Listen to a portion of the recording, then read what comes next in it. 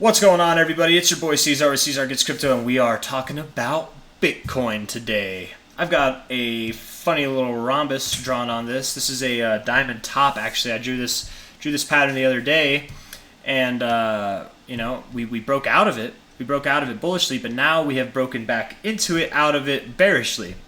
If we go to the diamond tops on the patternsite.com, high velocity moves after the pattern often follow high velocity moves leading to the pattern. Well, I would call that a high velocity move leading to the pattern.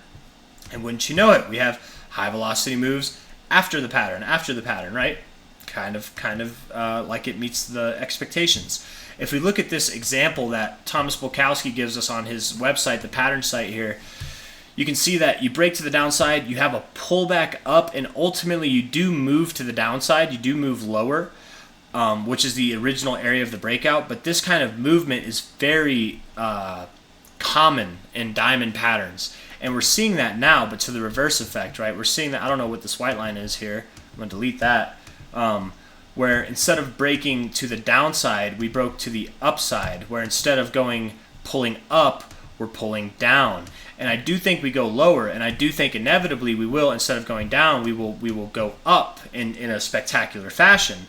But at the moment, I'm going to bump it out to the daily here, I do think we go lower. How much lower? Who knows? Who really knows? If I had to guess, from low to high here, I would expect that we go to around 28.7K, right around this 382.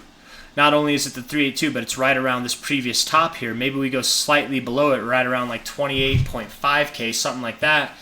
Hold this as support on a closing basis, and then proceed to move higher from there. And we don't have to necessarily move higher. Maybe we let's just look at this example. I mean, it is pretty high velocity. I don't know. We don't have to just like immediately, but we could move down, move a little sideways, and then up. But I guess ultimately I would expect kind of a high velocity move to happen after wherever we bounce. It'd probably be from the 382, if not the 618 area, somewhere in that range. But I'm more feeling like this 382 is really where we're going to bottom. If we take a low to high on our fib here, maybe that's not the one to go off of. Maybe it's this one, low to high here. Nope, there's no fibs that really line up with the 382. This 1618 is right around where this previous high was here. I'm going to delete all these white lines just so, let's see. Oops. The 1618 is right around where the previous high is, right there, like literally. So that does fit, and that's right around 28.5K, so 28.4K, something like that. That kind of lines up with what I was saying a second ago. Maybe we do go down there. I would expect that this general area is where we see our low happen. It doesn't have to happen that way. It would be uncharacteristic for this to just go up from here, especially, we take away all the noise, all the lines, especially considering that we just had a bearish engulfing candle. Like, the biggest candle we've seen in a while was this green one, and then what did we do? We rejected it. We literally, by all definitions, man, this was a fake out. It literally faked people out. Everybody was so bullish on the XRP news, and I don't know why. I mean, I understand why, people were misled, but it's just how it happens, man.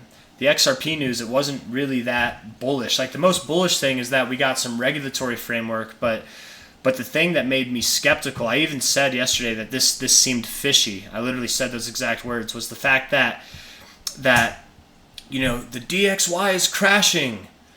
XRP won the lawsuit, and then people, I don't know what else. What was the other thing that people were saying? Oh yeah.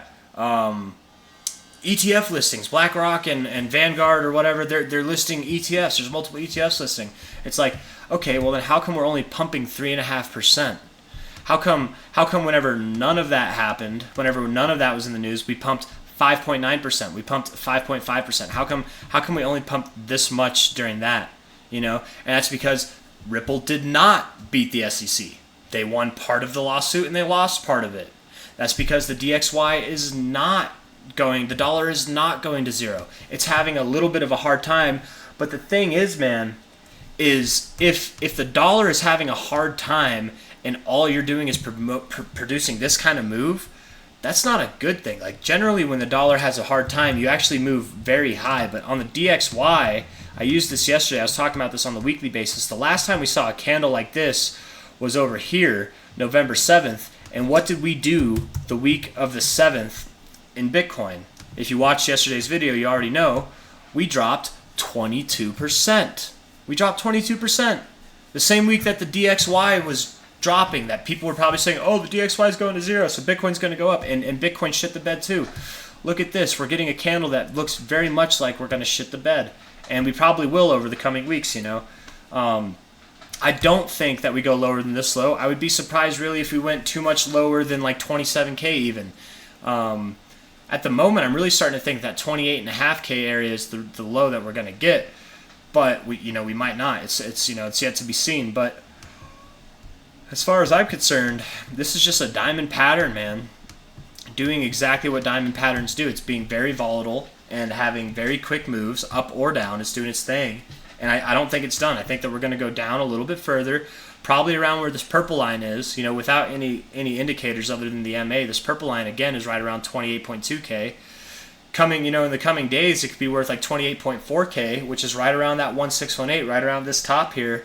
Like this is kind of the area that I'm expecting. We might even go a little bit below it, but that'll probably be just be a good time to buy. Wherever altcoins are in that time, like whatever they're doing, it'll probably be a good time to buy some altcoins as well. But ultimately, guys, I do think this is the real deal. I do think that this move to the downside for Bitcoin is the real deal. It is going to produce more to the downside, but ultimately, we're just going to have a higher low, and then we're going to move up from there. So, I don't really have anything else to say other than that. I hope I made sense. I hope that all that was kind of clear. If you liked the video, leave a thumbs up. If it didn't make sense, comment. Ask questions. I can clarify. I do respond to every comment. If you guys have any requests or anything, you want to see a crypto or a stock, you want my opinion on whatever, I'm open to it, man. Just leave a comment. I will respond. I will oftentimes respond with the video. So just like the channel's small enough where we can do that. So yeah, without any further ados, have a good night, take care, leave a thumbs up, subscribe, and I will see you guys on the next one. Adios, bye-bye, au revoir, auf Wiedersehen, ciao, konnichiwa. See you later.